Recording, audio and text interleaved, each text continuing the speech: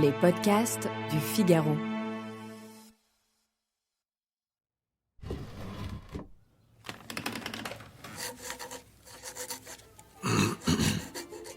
Combien de temps encore pourra-t-il éluder les questions de son fils ? Se dérober aux yeux fiévreux, qui interrogent le moindre de ses gestes quand il se livre à des projections géométriques et à des constructions de tangentes.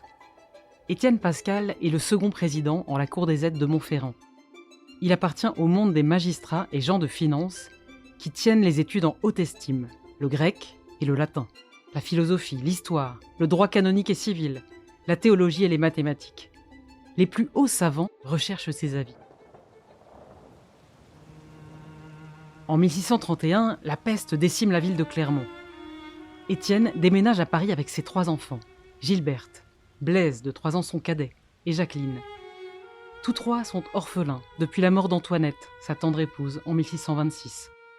C'est donc leur père qui se charge de leur instruction, un cas rare pour l'époque.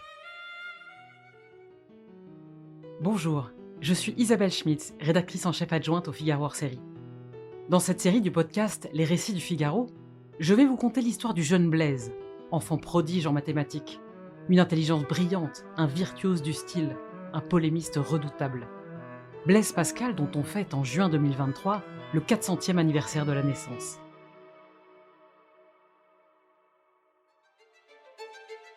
Depuis l'enfance, son fils Blaise ne cesse de l'étonner. Chez lui, Étienne détecte une soif incommensurable de comprendre. Ce frêle garçon, dont la santé l'a très vite préoccupé, semble avoir appris à raisonner en même temps qu'à parler. Les vents, la neige, la pluie, la poudre à canon, les sons. Il veut en saisir les causes, les mécanismes, et se montre bien mécontent lorsqu'on lui sert un discours trop léger. Toute la vie est pour lui découverte et matière à penser. Après avoir entendu l'écho d'un couteau qui a heurté un plat en faïence, l'enfant se livre à toutes sortes d'essais sonores et compose un traité sur les sons. Il n'a que 11 ans. Blaise presse donc son père de lui apprendre la science à laquelle il le voit s'adonner. La géométrie, lui répond Étienne, est le moyen de faire des figures justes et de trouver la véritable proportion qu'elles ont entre elles. Qu'on la lui enseigne, supplie Blaise. Mais le président Pascal lui veut apprendre d'abord les langues, la grammaire, avant que de permettre à Blaise d'approcher les mathématiques. Son père a beau lui avoir interdit d'y penser, l'enfant s'adonne tout seul à la géométrie buissonnière. À ses heures de récréation, Blaise dessine au charbon des formes qu'il s'évertue à rendre parfaites. Avec ses mots d'enfant, il nomme le cercle un rond, la ligne une barre, et tente de calculer les proportions de ses figures entre elles. Un matin de juin 1635, l'enfant contemple les triangles qu'il vient de dessiner sur les carreaux du nouveau logis. La famille a déménagé rue Brismich, non loin de Saint-Méry. Blaise est absorbé par ce labeur. Il n'entend pas son père entrer dans la salle. Étienne est stupéfait. Il l'interroge. Blaise explique qu'il croit comprendre que la somme des angles intérieurs d'un triangle est égale à 2 angles droits. Étienne interroge plus avant et constate que son fils vient de trouver par lui-même, à l'âge de 12 ans, sans aucune instruction, la 32e proposition d'Euclide et l'essentiel de celles qui viennent avant. Mon père fut si épouvanté, raconte sa sœur aînée Gilberte, de la grandeur et de la puissance de ce génie, que sans lui dire mot, il le quitta et alla chez Monsieur le Pailleur, qui était son ami intime et qui était aussi très savant. Jacques le Pailleur est un de ces joyeux libertins qui caressent aussi bien la musique, la chanson, la danse, la poésie burlesque que les mathématiques. En ce jour de juin 1635, il voit Étienne Pascal entrer chez lui tout en larmes. Le Pailleur s'émeut et le prie de lui conter séant la cause de son déplaisir. « Je ne pleure pas d'affliction mais de joie. Vous savez les soins que j'ai pris pour ôter à mon fils la connaissance de la géométrie, de peur de le détourner de ses autres études. Cependant, voyez ce qu'il a fait. » L'enfant a du génie. On ne peut le brider plus longtemps. Euclide sera sa lecture de récréation. Désormais, Pascal père emmènera son fils dans ses cercles savants. C'est là qu'à 16 ans, Blaise présente son traité des coniques. Tous applaudissent. Descartes seul dédaigne encore le jeune prodige.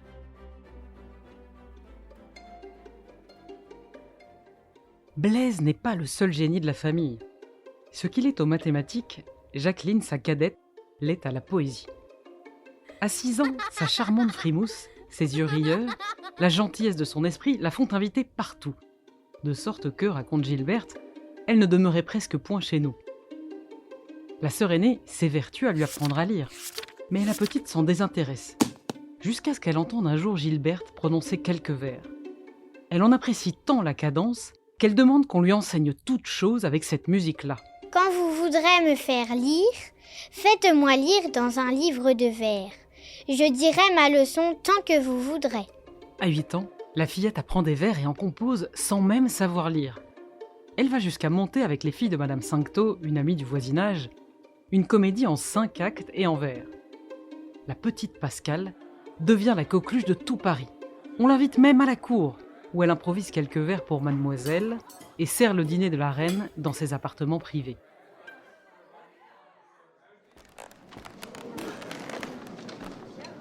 En 1639, Richelieu fait jouer une comédie par des enfants. Jacqueline tient si admirablement son rôle qu'elle ravit le public. Le cardinal est conquis.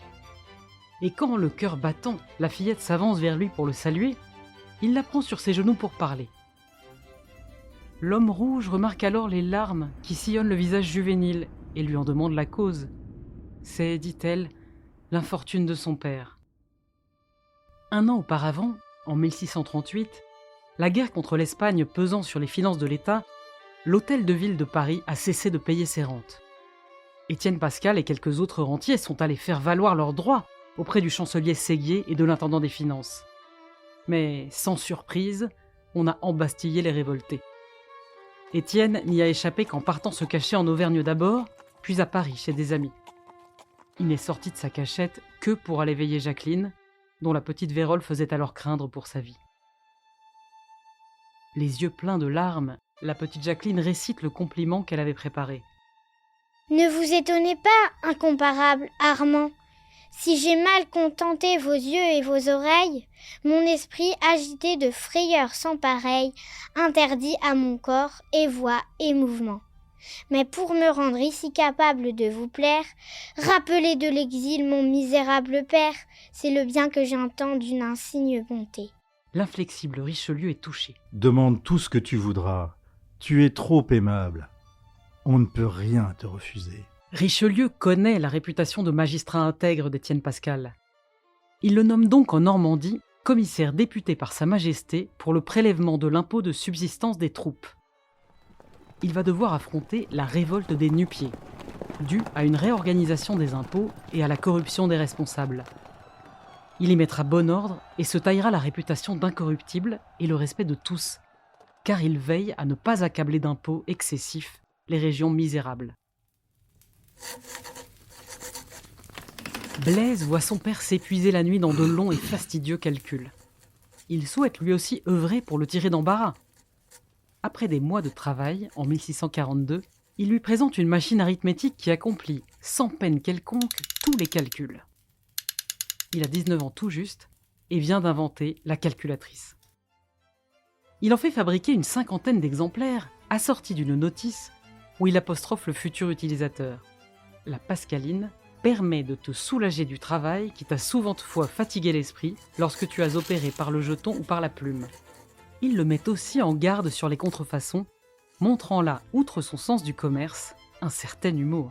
J'ai sujet particulier de te donner ce dernier avis, après avoir vu de mes yeux une fausse exécution de ma pensée, faite par un ouvrier de la ville de Rouen, horloger de profession. Mais comme le bonhomme n'a d'autre talent que celui de manier adroitement ses outils, et qu'il ne sait pas seulement si la géométrie et la mécanique sont au monde, aussi ne fait-il qu'une pièce inutile, tellement imparfaite au-dedans, qu'elle n'est d'aucun usage. Il conclut sa tirade sur les machines contrefaites avec une formule éloquente. Ils font paraître un petit monstre auquel manquent les principaux membres, les autres étant informes et sans aucune proportion. L'aspect de ce petit avorton me déplut au dernier point.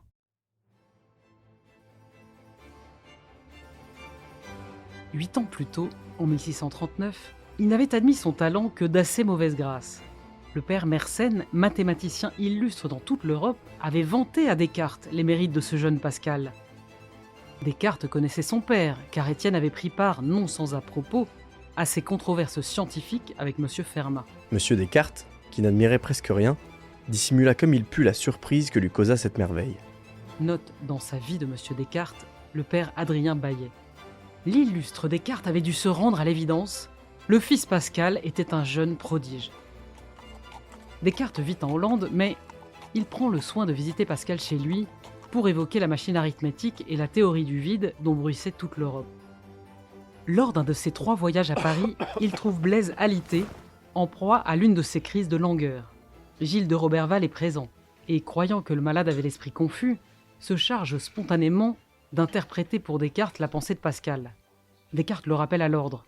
C'est Blaise et nul autre que le maître veut entendre. Blaise avait relaté ses conceptions sur le vide. Il explique à Descartes qu'il veut montrer l'existence de la pression atmosphérique et par conséquent du vide par une expérience. Une ascension au sommet des montagnes d'Auvergne. Celle-ci sera entreprise sur ses conseils 1 an plus tard par son beau-frère. Il réalise lui-même cette ascension à Paris, au sommet de la Tour Saint-Jacques. Le mois de septembre 1647 touche à sa fin, et le jeune homme travaille à sa relation abrégée de ses conceptions sur le vide. Les conclusions qu'il en tire sont claires. Le vide existe. Il ne va pas tarder à le prouver. Il a au passage créé un style scientifique allié à son esprit pratique. Si seulement ses forces ne l'avaient point quitté.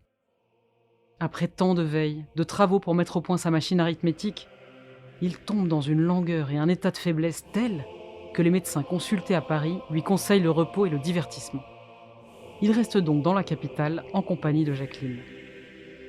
Enfant, Blaise a toujours été maladif.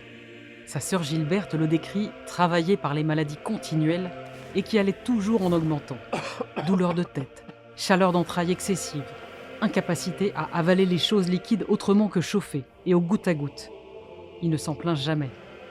Mais c'est pitié que de le voir pâle de douleur, les traits tendus, la mine éreintée.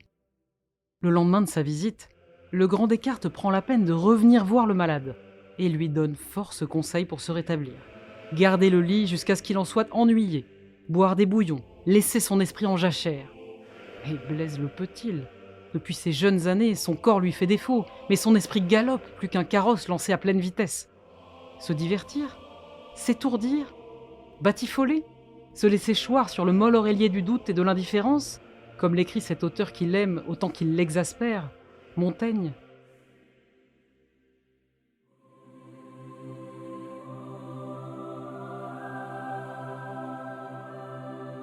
Jacqueline n'a pas voulu que Blaise la voie partir. Le cœur de ce frère dont elle est si proche aurait pu s'arrêter de battre à la voir franchir le seuil du logis qu'elle quitte à tout jamais pour répondre à l'appel de Dieu. Voilà 4 ans pourtant qu'elle différait la résolution de ce grand désir pour obéir à son père. Étienne avait beau s'être converti, avoir embrassé la vie de foi avec une ferveur toute nouvelle, il ne supportait pas l'idée que sa Benjamine lui soit enlevée. Devant le souhait de Jacqueline d'entrer en religion, Gilberte dit de son père qu'il fut étrangement partagé. D'un côté, il était bien aise de voir ses enfants partager sa foi renouvelée. De l'autre, il ne concevait pas de se séparer d'elle pour toujours, et finit même par lui interdire de fréquenter l'abbaye de Port-Royal. Jacqueline avait donc dû voir en cachette M. Singlin, directeur spirituel des religieuses et des solitaires, dont elle suivait jusqu'alors avec assiduité les sermons en compagnie de Blaise.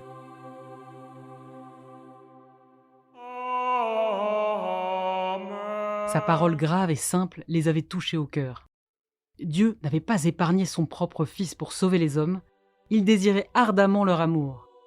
Je suis venu pour jeter le feu dans la terre, et que désirais-je sinon qu'il s'allume ? De l'évangile de Luc au chapitre 12, verset 49.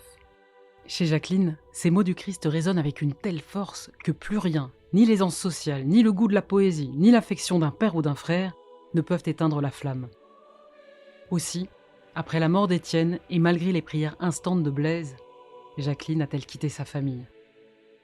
Elle n'en avertit pas son frère et demande à Gilberte de le faire pour elle. Nous ne nous dîmes point adieu, de crainte de nous attendrir, rapporte sa sœur, et je me détournai de son passage lorsque je la vis prête à sortir. Voilà de quelle manière elle quitta le monde. Quelque temps plus tard, Jacqueline demande cependant à son frère par lettre son accord pour sa prise d'habit. Ne m'ôtez point ce que vous n'êtes pas capable de me donner. Vous devez connaître et sentir en quelque façon ma tendresse par la vôtre. Ne m'obligez pas à vous regarder comme l'obstacle de mon bonheur. Blaise cède. Comment cette jeune personne si douée pour le monde et si peu portée aux choses de la religion qu'elle voyait même avec un certain mépris, a-t-elle connu pareil revirement ? Tout a commencé un matin de janvier 1646. Ce jour-là, Étienne Pascal se démet la cuisse après une chute sur le verglas. Plusieurs médecins s'installent à demeure pour lui prodiguer leurs soins. Durant 3 mois, les frères Deschamps, sieurs des Landes et de la Bouteillerie, partagent la vie des Pascal, s'entretenant avec eux de sciences, de médecine, mais aussi du sujet pour lequel ils brûlent d'ardeur, Dieu. La spiritualité de l'abbé de Saint-Cyran, confesseur de l'abbaye de Port-Royal, les habite. Exigeante, elle prône l'humiliation de l'homme et l'espérance tout en Dieu. Peu à peu, à leur contact, la vie des Pascal s'oriente vers un seul but, rechercher la grâce de Dieu. Blaise y adhère le premier, puis son père et enfin ses sœurs. Quelques mois plus tard, en 1647, Blaise assiste à une conférence donnée par l'ancien frère capucin Jacques Forton, connu sous le nom de frère Saint-Ange. Celui-ci affirme devant un large auditoire connaître tous les mystères chrétiens par raisonnement, que la foi n'est que comme un supplément aux esprits desquels le raisonnement n'est pas assez vigoureux, et qui n'ont pas assez de lumière pour concevoir les 10 mystères. Il remet en cause la nature humaine du Christ, le péché originel. Pascal s'en émeut. Le salut est une affaire sérieuse, engageante. Blaise en est convaincu. Il s'en va alors trouver Forton, tente de le raisonner en vain. Lorsqu'il apprend que l'archevêque de Rouen s'apprête à confier la cure de Croseville au théologien douteux, il lui demande audience et le convainc d'exiger une rétractation. Bon gré mal gré, Forton s'exécute. Blaise Pascal, défenseur de la foi, est né. Le temps pourtant grippe bientôt cet enthousiasme de converti. Étienne mort, Jacqueline partie, Blaise confie à sa cadette qu'il est dans un si grand abandonnement du côté de Dieu qu'il ne sent aucun attrait de ce côté-là. La petite Pascal redouble de prières pour ce cœur sans repos. Nous sommes à Paris en 1653. Pascal participe au débat savant. Il fréquente désormais le grand monde, goûtant la joyeuse et brillante compagnie des libertins. Il écrit pourtant à sa sœur Gilberte : « Nous devons chercher la consolation à nos maux, non pas dans nous-mêmes, non pas dans les hommes, non pas dans tout ce qui est créé, mais dans Dieu. Ne considérons plus un homme comme ayant cessé de vivre, quoique la nature suggère, mais comme commençant à vivre, comme la vérité l'assure. » Les mots que Blaise écrit à Gilberte sont un cri vers le ciel. Lui seul peut être une réponse à cette vallée de larmes. Étienne, leur père, vient de mourir, le 24 septembre 1651. Blaise sait ce qu'il lui doit. « Si je l'eusse perdu, il y a 6 ans, je me serais perdu. Et quoique je crois en avoir à présent une nécessité moins absolue, je sais qu'il m'aurait été encore nécessaire 10 ans et utile toute ma vie. » Comment vivre sans lui ? Une des plus solides charités envers les morts est de faire les choses qu'il nous ordonnerait s'ils étaient encore au monde.